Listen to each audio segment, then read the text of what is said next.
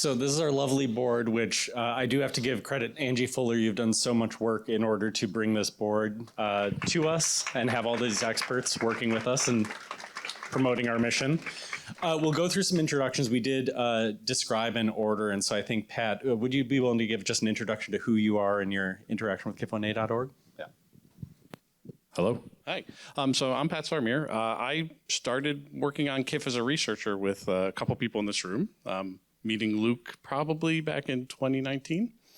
I think about, and Tamara and some others, Charles and Mike. So I'm a translational research scientist. I'm really here fundamentally to think about how to make medicines, right? And take all these great ideas that are happening here in this room and think about how this organization can help push them towards medicines for everybody here and give people options, right? And so fundamentally, that's what I'm interested in, and I'm greatly honored to be a part of this organization.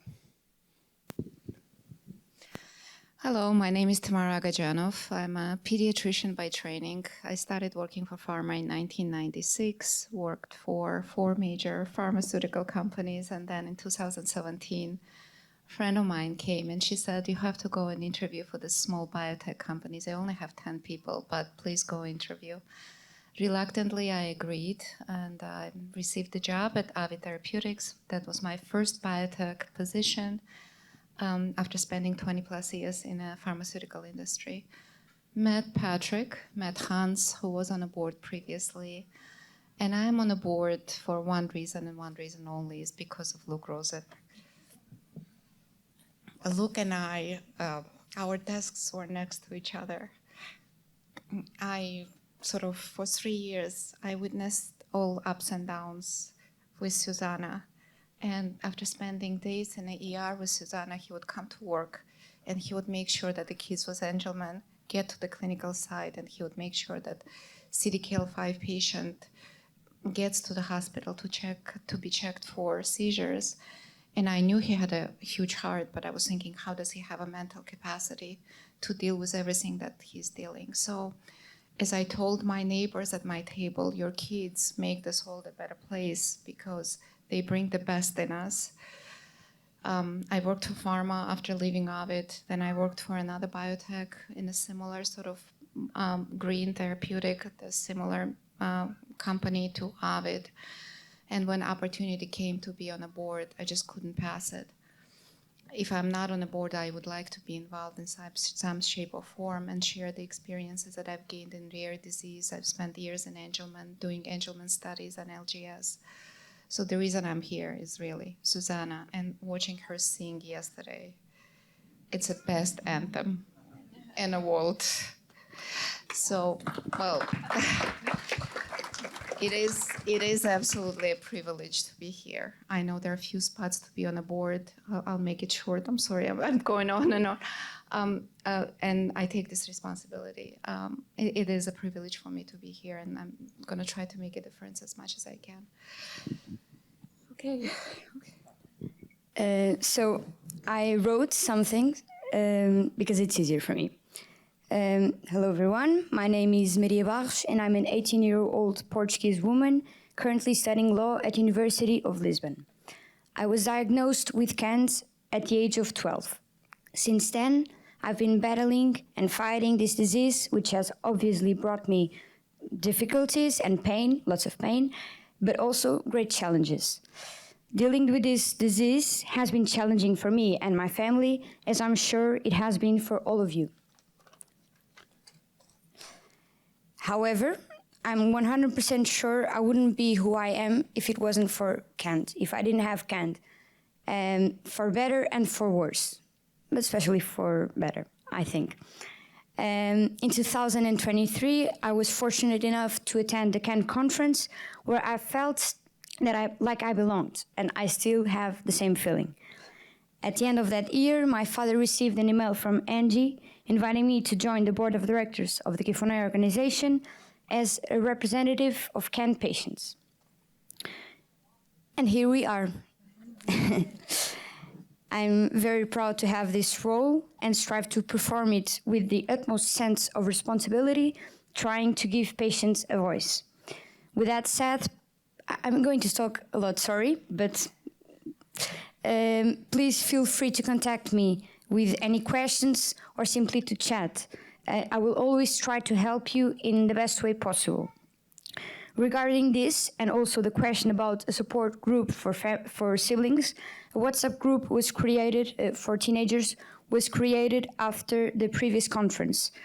If any teenager wants to join the group, just come talk to me or email me. Siblings are included. I know that there are many things that can be improved, and that's normal and it's a good thing. For instance, I would love to announce at the next conference that we have created a safe place for people to gather, share experiences, and just be honest with each other. I really understand the need that everyone feels to smile and say that everything is fine. I do that too, a lot. But it is also important to allow ourselves to be touched by all our emotions. And all of that is normal, expected, and like healthy.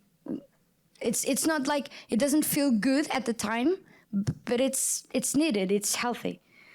And now I would like to address the newly diagnosed families, and not only those who were diagnosed like some months ago, but I'm talking about anyone who still feels kind of lost in these conferences or overwhelmed. And I believe that everyone still kind of feels that way, so, and it's normal.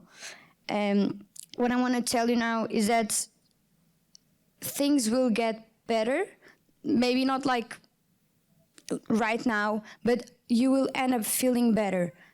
I talk from my experience, and especially because you're not alone in this. I can tell you that after the 2023 conference, 2023 conference, I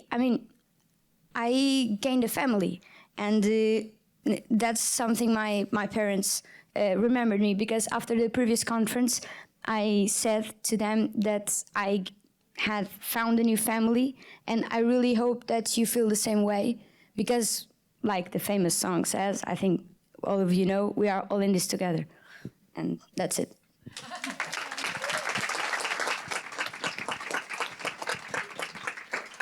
I really should have sat one chair over from Maria. I'm Michelle Tao. I came up as a banker on Wall Street for several years, and then decided that banking wasn't exactly for me. Went back to get my master's in biotech at Columbia, and that's where I was spoken to by Luke in our biotech seminar class. And I was sort of taken by the sort of idealism of give1a.org. So I reached out to volunteer, I think maybe to Dom at the time, and nobody ever told me to stop coming in, so here I am today. I'm not really an expert in any particular subject area like everybody else here is, but I like to think of myself as jack of all trades and try to be helpful wherever I can. I do want to interject and say... Yeah, you're way too modest. I do want to interject and say not only did Michelle do her master's in biotech at Columbia, but she wrote her master's thesis about give1a.org. And really, you'd say you're not an expert. That's not true.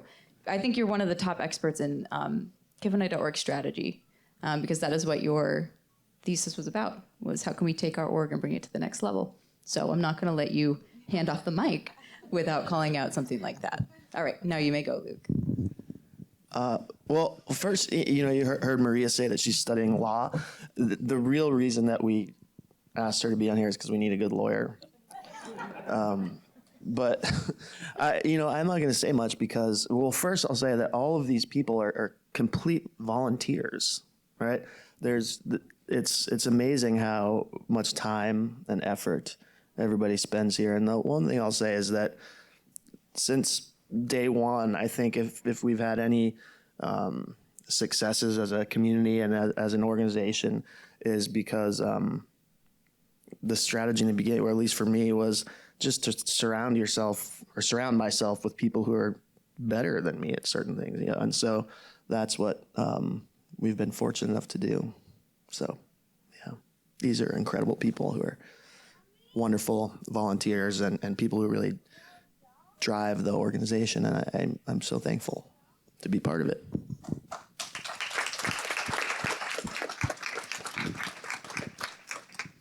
And I know we all know Angie's amazing accolades as director of the organization over the past couple of years, but I would like to point out that doesn't mean we're losing her. So Angie will still be in capacity on the board, and do you want to just give a brief discussion about what that might look like moving forward?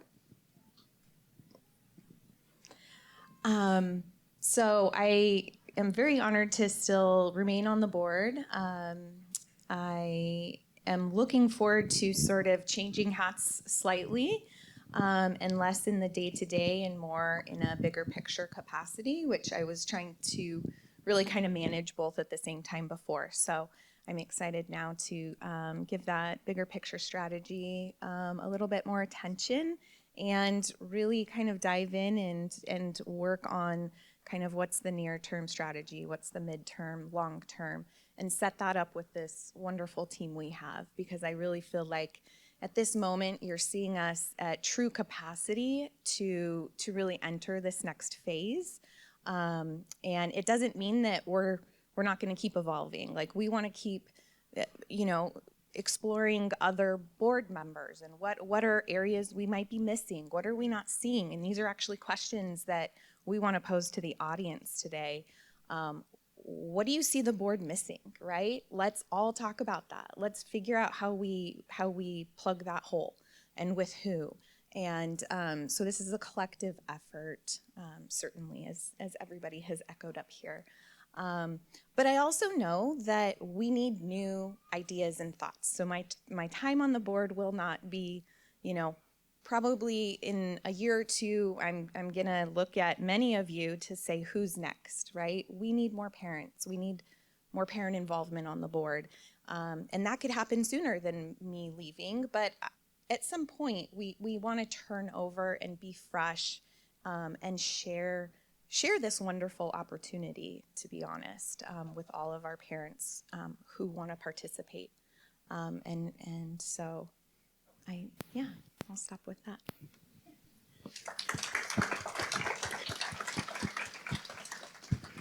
Well, we're just starting our day, and I think today is really aimed at being more strategic, and also this is a good time to dream big. And I think Maria introduced this idea very well, because Angie and I think we've talked about this. Sometimes it feels like we are still running with all of the things that exploded out of the 2023 conference, and here we are 2 years later.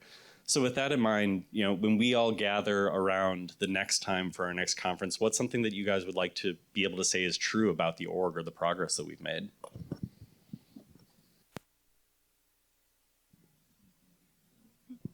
May I start?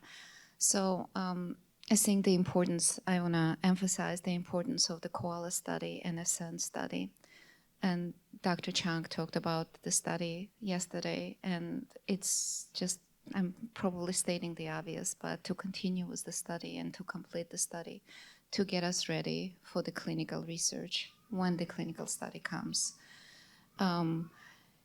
These studies do not offer treatments, koala and ascent, but it is a gate to future treatments, the identifying the prevalence of the disease, identifying what the endpoint should look like. And I have a very specific example. In 2017, when we were working in Angelman, we knew very little about the disease, and we were running the study, clinical study, with 70 patients registered as Angelman kids. Today, 8 years later, there's 3,000 patients in the registry, and Angelman registry. There are 4 studies in development, and there are 13 centers of excellence. Centers of excellence meaning at the hospital you have a group of physicians that are attending the Angelman kids and know. So this is the progress. It may seem slow, but it's coming. And I think the absolute foundation of the future success is completing the koala study and understanding the data. And I can tell you what Dr. Chang cannot tell you and what Jane Bain cannot tell you, that your data is in best hands possible. We have colleagues from Australia, the Murdoch, the things that are happening in the Murdoch. this will all come together eventually, and we're going to be ready for the clinical study. So in 2 years, I'd like to say that we're completely prepared for the clinical study. ASO gene therapy, small molecule that covers everyone. We can categorize the kids. It's going to be personalized. We're not using 20 different assessments because we know which one is working and we don't know which one is working. So that's my wish, that 2 years from now, we're ready for to run the clinical study, and we know exactly what we're measuring and the prevalence of the diseases. And we are on a radar of every single pharmaceutical company and every single biotech company who is now afraid to touch the nano-rare disease because they're not it's just so much uncertainty around it. So that's my wish. Thank you very much.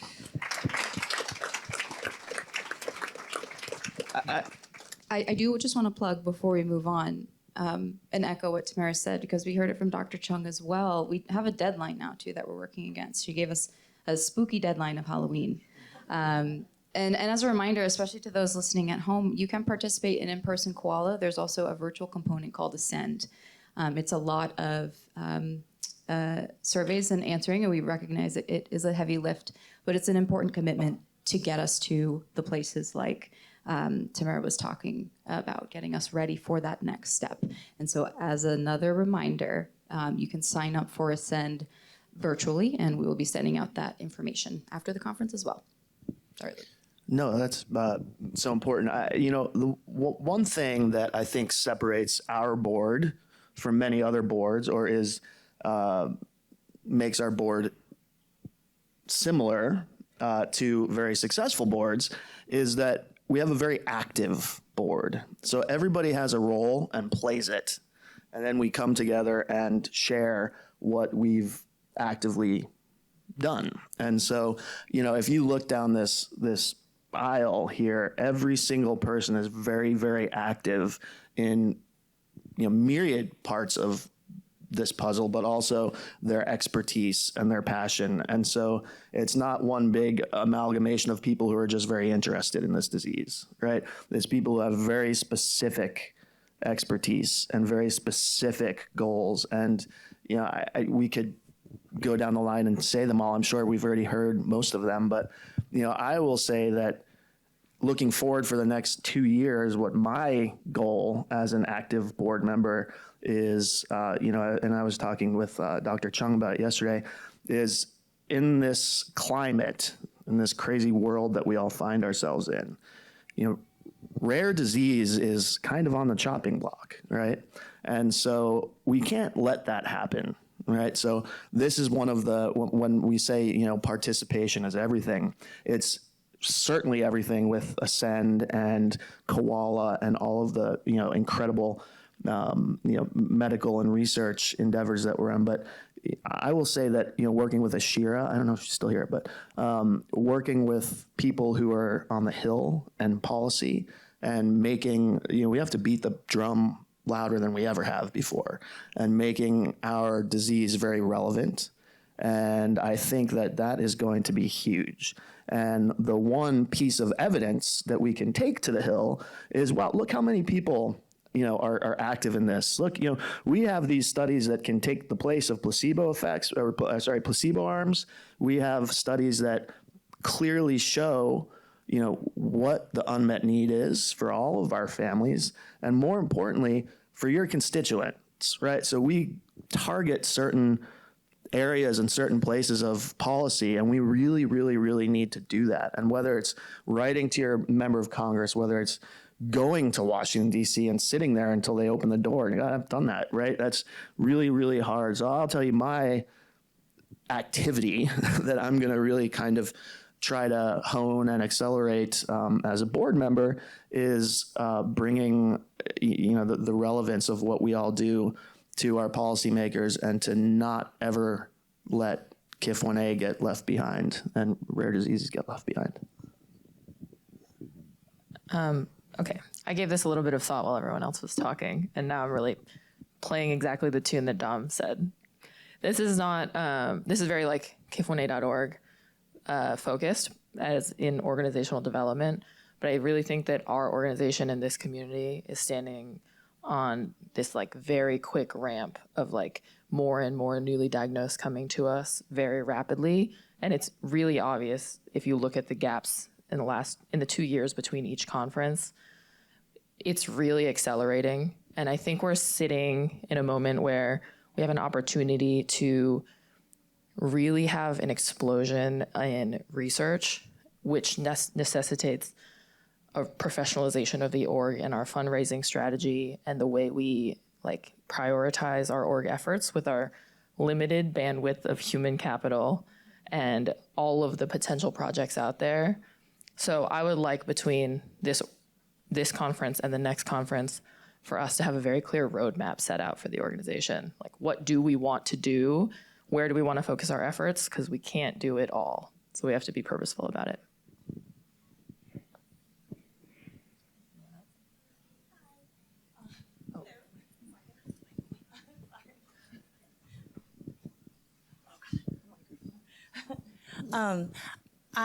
Just as you were talking about that, Luke, my mom and my parents who are retired, and my in-laws who are sitting here, not to but specifically my mom, she does ask me all the time, what can she do? And honestly, I'm barely able to, wrap my head around the day. But I know something that both of my parents, especially my mom, is really involved in is writing postcards with a lot of people in her community, a lot of her friends, a lot of people. And they're usually writing it towards, different candidates that they think are important for whatever reason. And we do live in the DC area.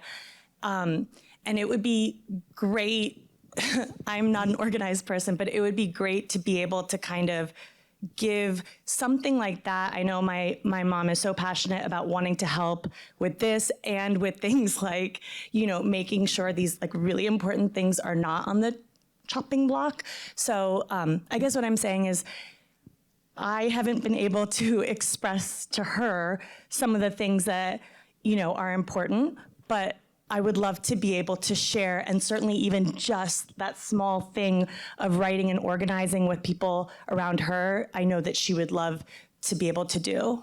So I think that's a perfect example of how our board can be active, right?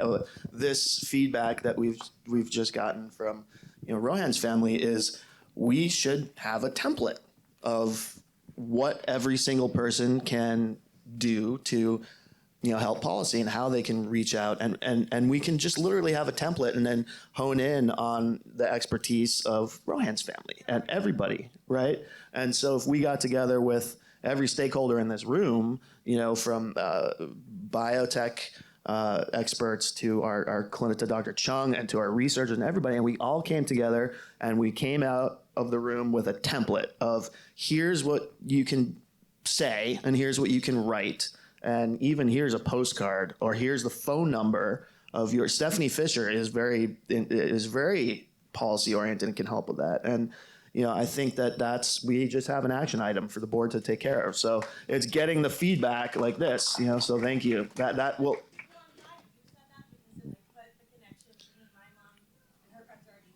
Yeah. She would love that so much, and it's something that she will do. Yeah. So we'll work with Dr. Chung and with other people in here and come up with a template to say this is what we need to do. So hey, there's a board action item. And worth calling out too, to your point, we recognize this is on us, right? Because when it comes to the amount of work we want to do and we can do, we recognize that our asks to the community have to be fair, right? And so is it fair to say, well, come up with what you can help with? No, because you're trying to balance so many different things throughout the day. So speaking to what Michelle was saying, we really are at this inflection point where we have a lot we want to do. And now it's up to us as a staff and a board to structure that and help delineate the work so that we can give you what you need to engage in the way that you want to. My mom said, "Okay, great." Love it. So I think Michelle said something that I was going to speak about. I want to see this organization grow so that Dom and Dylan, so he was just here, have opportunities. They have such great ideas. I want them to be able to enact them, right? And through partnerships, through doing what we're doing internally, so that we're all aligned in the next steps. So I think it's really important that this organization grows. We're at an inflection point in a good way. And in order for us to do that, we need participation from you, but we want to give you guidance, and we're going to help do that. And we're going to work as a team to guide you in this organization to do that. So it's really important what Tamara said about being involved, because the more involvement we have, the more likely we'll be successful. And ultimately in 2 years, we're going to learn a lot from the current pioneer children that are taking medicines or taking the therapies and we're going to learn from that. And that's the next step. 2 years sounds like a long time away. Let's try to do it before then even, right? And so let's not aim for that and say that's our goalpost, so to speak, but let's try to make progress before then. So, Maria?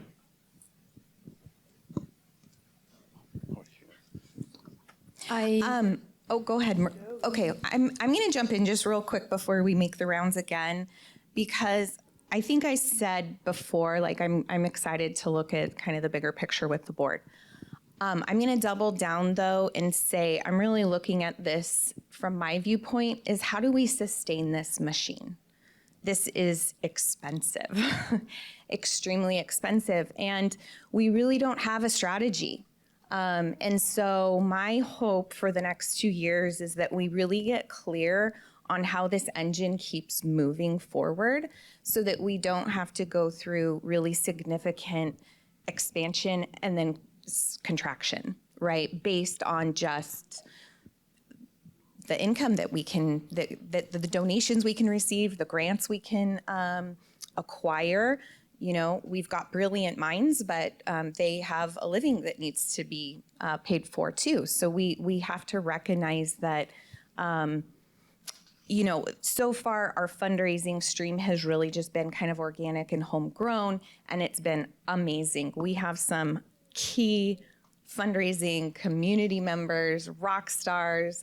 Many of you activate your network anytime we're, you know, Giving Tuesday or whatever the case may be. And it's every dollar literally makes this all work. But I stay up at night worrying about how do we ensure it's still working for us in 2 years. And so really getting clear on what that looks like and trying to diversify away from, you know, our family and friends that we've tapped for the past, how long has it been? 8+ years, you know? How do we really start branching out and finding those other ways to support our efforts? I did mention earlier that we got a donation from a trust. It is sizable, but it also, this is so expensive that it's going to be gone in the blink of an eye, right? We're gonna use it for some research. We're gonna find out some great things. And if we're doing things right, as Pat said in one of our board meetings, we're gonna spend this money quickly because we have urgency and we're not gonna sit and wait. And so again, that's my focus for the next 2 years. Off to Maria.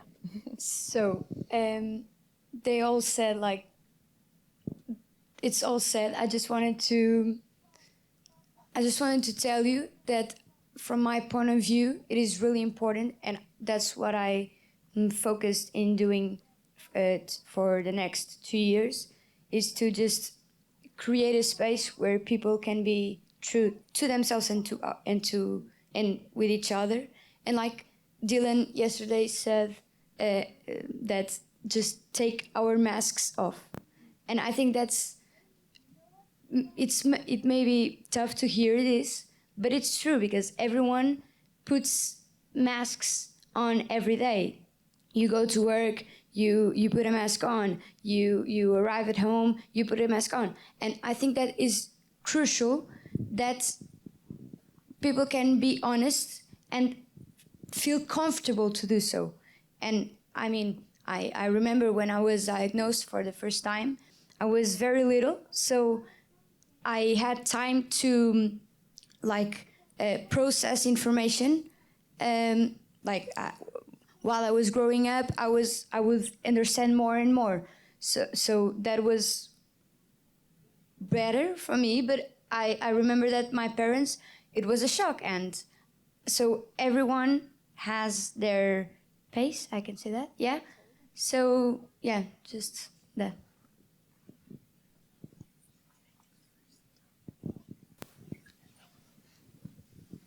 Hi, so I am still very new to this organization and the family here, so I'm learning so much. So if this has been asked before, communicate, please bear with me.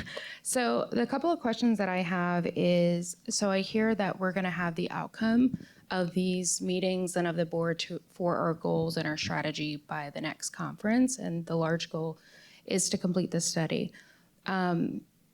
My question are two of them. One is there like a one-pager or like a pitch pack that I can provide to potential donors or even people in my community? A case for, I learned about this in a webinar that I attended. And yes, it's something we need. It's a wonderful idea. So absolutely. Thank you. We don't have it right now, but we need it. So I have a small So I have looked at the website, and I'm even trying to understand everything with KIF 1A, and it would also help me communicate. And I want to be able to hone in, like Luke had said, of how do we reach someone's heartstrings for the larger aspect of if you're not personally, what's the word, and personally involved or personally with KIF 1A, how can I communicate to a larger audience of the relevance of the science that we're researching for gene therapy, et cetera, and the evolution of science overall, so that someone would be inclined to provide to us? So that's a really incredible question, and I think that's also how we really started. Getting people involved and getting. We need to rely on media and multimedia and more videos and more. Yes. It's so much easier to send somebody a link to click than it is to schlep our kids to a boardroom and say help us. But a blog post or a link that has a video. We should. I think another thing we can work on is having having a sort of an on-call film crew just to say, guys, I'll take your card before you leave. But yeah, I think that we need to be a little bit more structured in our collective effort to have those multimedia tools right at our hip. That definitely is something too. For me, I went out and trying to explain to others of how people are reached, and just something very snippet, very easy to access. TikTok. I didn't find anything on KIF 1A. Being able to go to Instagram.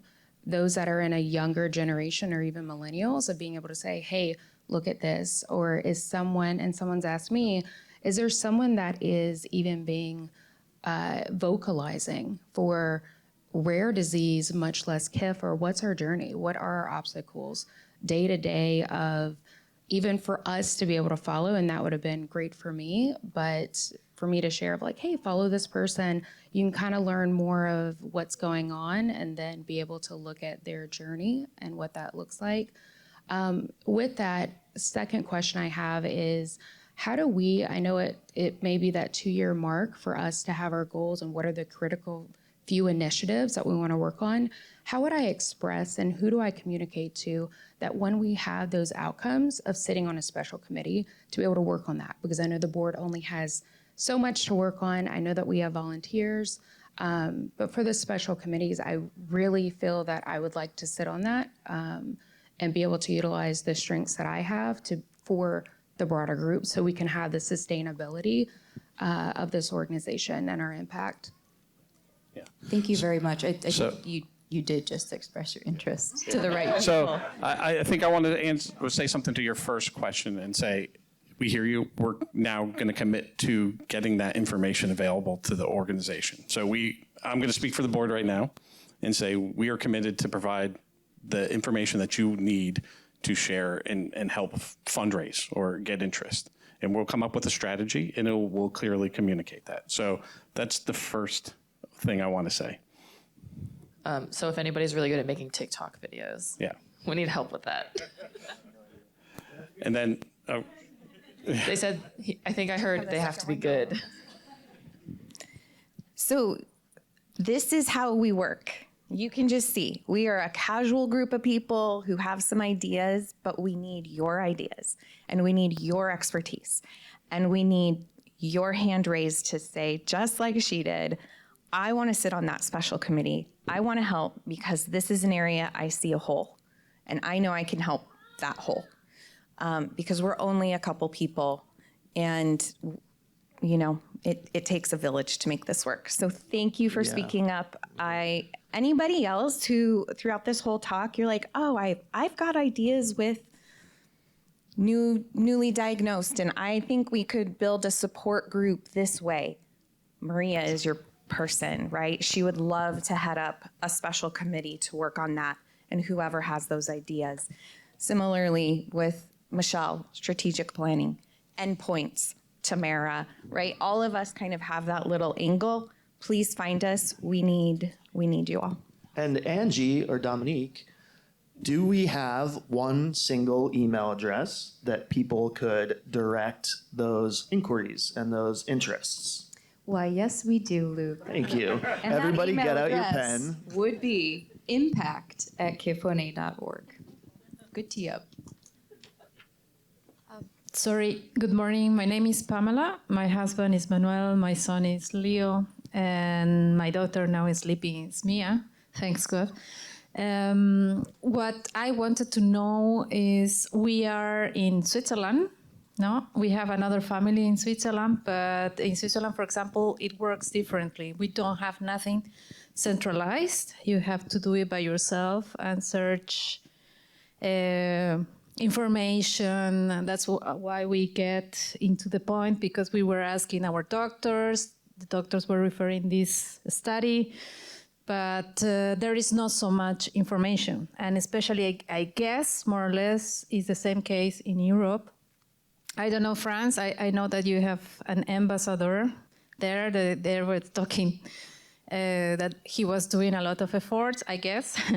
And it's very important to have a pitch, and especially we can speak German, French, Portuguese, Spanish, and other languages that maybe we can help to translate, and also to get more into, for example, when we want to do lobby with other financial resources. And for sure, we have to search, but for sure there are some opportunities in Switzerland, for example, but most of them are in German or in France or in, I don't know. So that could be a good point to help, let's say, and to try to diversify the strategy, not only in US, it's also in other parts that we can afford more.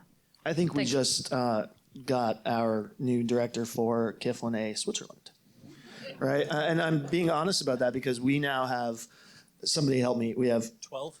Kifone Japan, Kifone China, Kifone and Japan, Kifone China, Kifone Japan, of course, Kifone Australia, Spain, France, Brazil, Canada, Italy, thank you, Italy, Romania, Portugal, thank you, Portugal. So we do have, excuse me, the board or the org as one umbrella, kifone.org.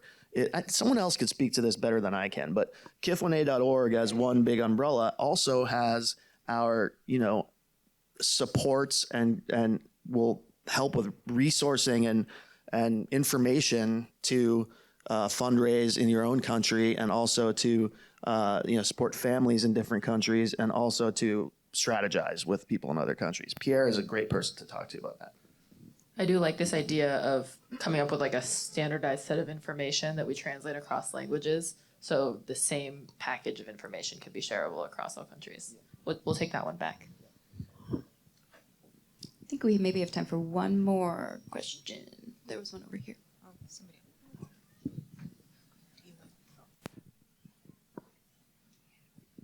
Hello, everyone. My name is Lee. My wife is Doha. We are the parents of Sedis.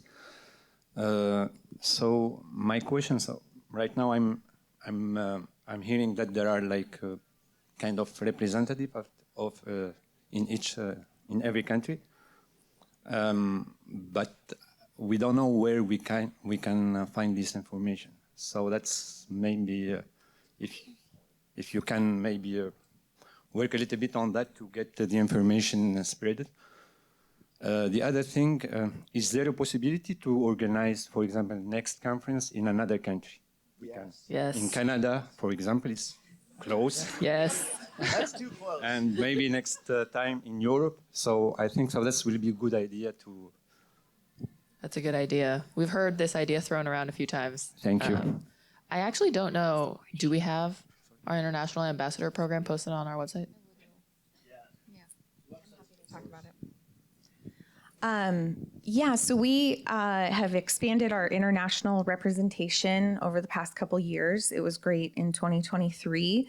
There were many international families, and we lobbed onto them right away and said, great, can you be our point person for KIF1A in your country? And here are the community members in your country.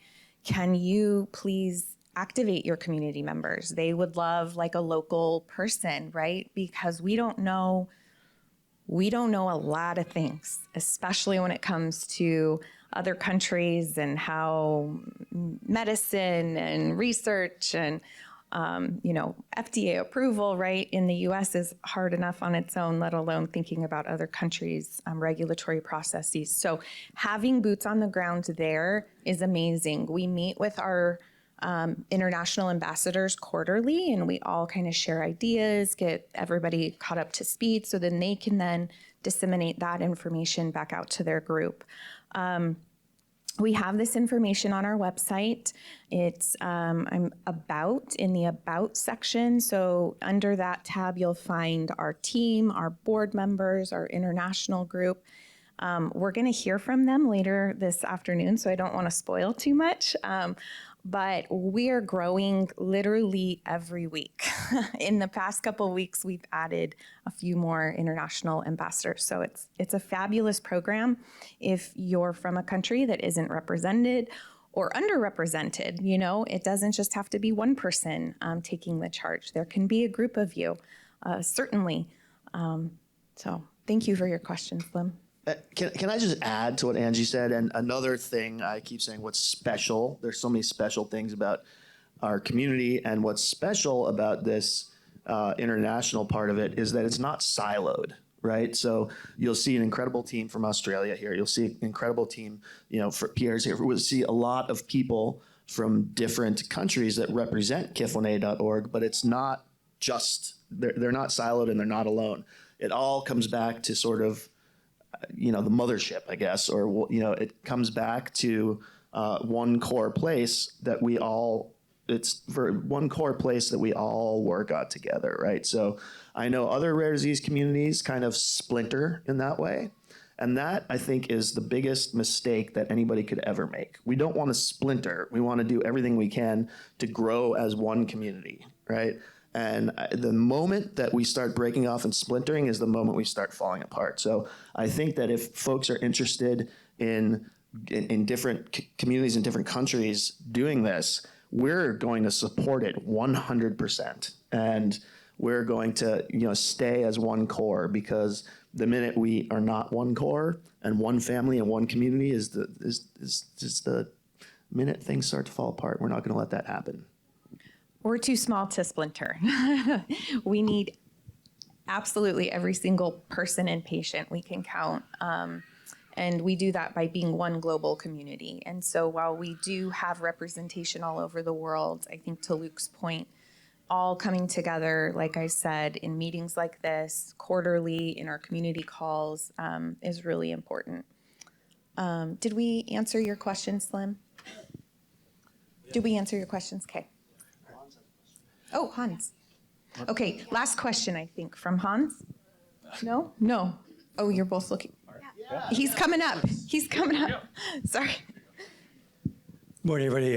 It's more of a comment that the more you can show growth and community, the easier it is for companies who are trying to attract resources, for investors to understand that, this is something that you could really turn into something special. So the more you continue this kind of a conversation and then show the numbers and growth, monthly, quarterly, annually, the better it is for attracting development companies and financing.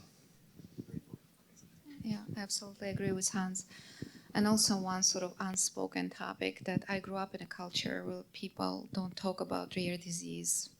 I didn't even know that I had a cousin who had disabilities. I didn't see him for years and years. He just showed up when he was 11. So giving a voice to people that are not able to sort of get treatments, talk about disease, don't care if it's K1F or Angelman and the way to go is to speak to the physicians, neurologists, and just build the community through the physicians who are doing these days amazing work. So giving a voice to those, in a way we're lucky, we're here, we're looking for treatments, we're looking for, endpoints, and we want to grow our numbers. And I absolutely agree with Hans, our greatness is in numbers. But also working with those that, are less fortunate in a way that, they don't even talk about this disease. I asked my friend how many K1F patients are in Georgia, where I grew up, and they have one. That's impossible that they have only one patient. There is more. So, and that's also to be continued and find the ways to sort of engage these communities as well through clinicians, finding them at the conferences, or through any other way. So, it may have been another question. No questions, just support. Yeah.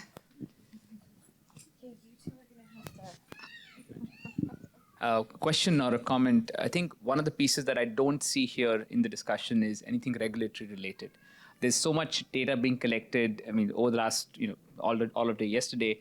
But is that data on the right track from a regulatory perspective? I'm seeing that myself with the work we're doing in the pediatric population with CP, and we had to really pivot significantly when we had our first conversation with the FDA. So it's never too late to start that conversation. So there may be a point where the data collected may not be sufficient. The numbers don't necessarily need to be large, but is that the right track that you're headed on? So I think that's a collective exactly. voice, So I think that conversation needs to happen. I have some experience with that with some of the work we have done. I'm happy to help in any way I can, but that conversation with the FDA for the US needs to start, and simultaneously with potentially other regulatory bodies that don't rely on the FDA. And the goal should be to get rid of the placebo arms in the future clinical studies completely and use our data, validated data, so every kid gets treated. There is no placebo arm that creates all kinds of issues in clinical studies. So more reasons to collect data to validate our endpoints and to go to the FDA or EMA or PMDA, the PMDA, with the data that is as strong as a placebo arm, as a control arm. That's a great point. Absolutely. We have, and Jana and Hans and so many people. We have, when I said Jana, somebody who helps. We can, we use a regulatory consultant at times. But, again, I said Ashira, I'm sorry, I keep mentioning her name, is, a great wealth of, FDA interactions. And when do we do a patient-focused drug development meeting? When do we do, when do we go to FDA? Because it has to be methodical and really well planned. But also there are people like Hans in the room. There are people who, like Tamara and Pat, who have literally, and Lori, people who are literally talking to FDA and Dr. Chung on a weekly basis, right? So how do we take that and integrate our voices as families? But it's got to be one voice. So we have to come together and have that very succinct message. And I think that, we do need to work on that. And we need to come up with what that message is and how people will listen. And to Great put point. the global call out too, we recognize it's not just the FDA. It's of course. It's not just the US. This is a global challenge that we're trying to find a solution to, is interacting with these regulatory bodies and getting our voices in there as efficiently and quickly as we can. I do think FDA is like the first domino, though. Am I right? If FDA, right? Am I right? Studies in the U.S., so yes, yeah. So, but in general, right? Yeah. EMA looks to FDA. Yeah. I think we've got to wrap up, but I just do want to remind everybody that this has been a conversation. It is the beginning of a conversation, so we really do hope that you keep reaching out with your ideas, your expertise, your questions. Keep informing us because we have limited bandwidth. We also know that, some things we might be missing. And so help us fill in this whole picture so that we can be as effective as possible and fulfill these goals that we're setting for our next conference and hopefully before then. Can you say the email address again? impact@kif1a.org. Please email us. Dylan, completely irrelevant, but we have a birthday girl, and at the conference today, Pierre's daughter is turning 5 today, so happy birthday. Well, thank you, everybody, for giving your perspectives and having this conversation.